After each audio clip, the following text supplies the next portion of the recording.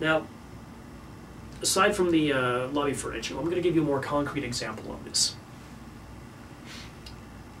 I'm a maintenance manager, or the chief engineer of a hotel or a property, and I have a maintenance operating budget. Say for $20,000 a month. My operating budget for the month, for any given month, is $20,000.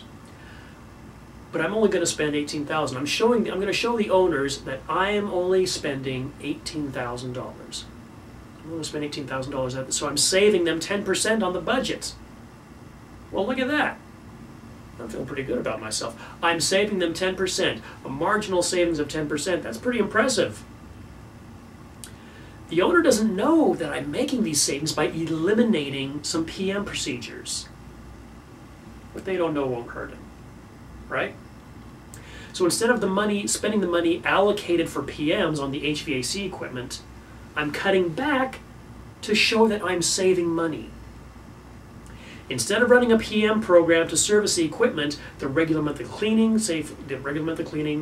replacing the air filters, the testing of the units, I'm going to defer that. I'm going to save the money and let the wear and tear happen. So now, instead of lasting 20 years on this equipment, as its indicated life cycle, it's only lasting 12 years. But I'm saying, hey, Mr. Owner, look at me. I'm saving you money and keeping a really good budget here. Because in the back of my mind, I see the owners as only looking at the financial bottom line, which generally is what they only do. Looking at the bottom line. They're not going to look behind the scenes to see what's really going on. They trust the people they hire to take care of the building are honest with their dealings. But still they're only looking at the financial bottom line. And I'm showing them in that financial bottom line, I'm saving them money. Yet at the same time, I'm backtracking on repairing essential items. And I'm backtracking on preventive maintenance.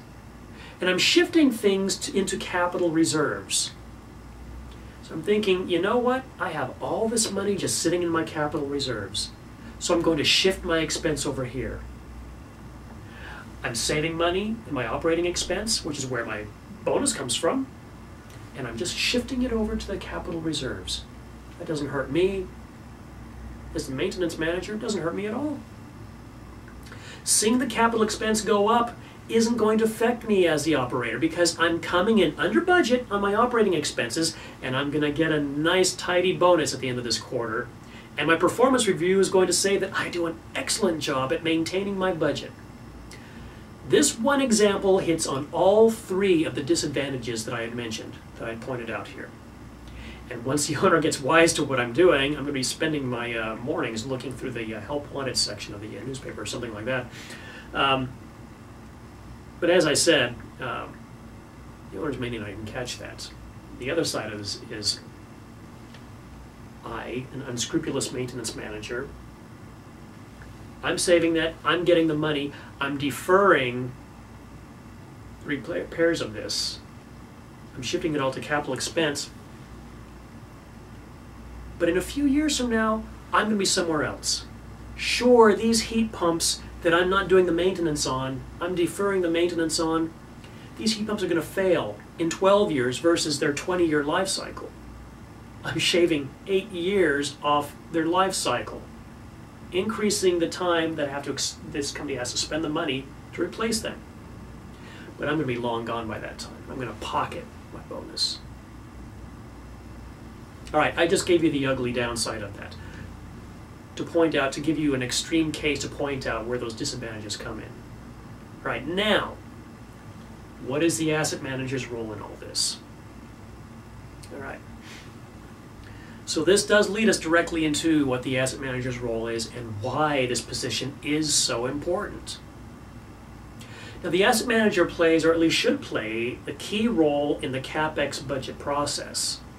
There are many people who play roles in the budgeting process, but the asset manager is the one who brings it all together. The asset manager adds value by bringing discipline and consistency and control over the process and creates a higher level of communication between the owners and the operators. The owners often are going to exhibit some frustration with the operators through actual or perceived taking or losing control of the budget process by the operators to the detriment of the ownership. Owners want to maintain the control, but they fear losing too much control to the operators in this budget process. Now, the operators, on the other hand, they have their own frustrations with this process, and their frustrations come from inconsistencies in the process, ineffective communication, as well as concerns over the lack of needed funding provided by the ownership. In fact, that is the biggest fear that I've found of the operators, and me as an operator, is a lack of the necessary funding. I need to have these things done, but my fear is the owners aren't going to give me the money for it. Therefore, the asset manager, you as the asset manager, you show your value by being the go-between for the owners and the operators in the facilitator of this budget process. You get to be the punching bag between both parties. Not exactly, but close enough. Now, there are four primary ways in which the asset managers facilitate the CapEx process. The first one, being monitoring and directing the property maintenance to extend the useful life of assets. Sounds like I just described the job of the chief engineer. However, a good asset manager is going to understand their building or their buildings and provide adequate monitoring to ensure the PM programs are in place and that they're current and they're operating. When discrepancies are found, the asset manager will direct the operator to correct maintenance standards. A good asset manager is going to want to see that the property maintenance engineer or maintenance manager is keeping records. He or she will say, let me see your maintenance procedures. Let me see your PM program. Let me see your monthly PM sheets. I want to review the PMs you've done on this equipment. If there is not a PM program in place, that is something the asset manager will want to work with the facility manager to ensure it does get in place. They need to monitor this for the entire life of the assets. Now, this is not to say micromanaging. Don't mistake this. Don't get this wrong. I hate micromanaging. Everybody hates micromanaging. That is not what this is. It's not what I'm talking about. What I'm talking about is the asset manager in doing their job of directing, monitoring and directing. Not to stand over or hang over somebody's shoulder, looking down, making sure the work's getting done. You don't have time for that. I don't have time for that. Nobody has time for that. Monitoring and directing. You don't do the PMs. The asset manager does not do the PMs.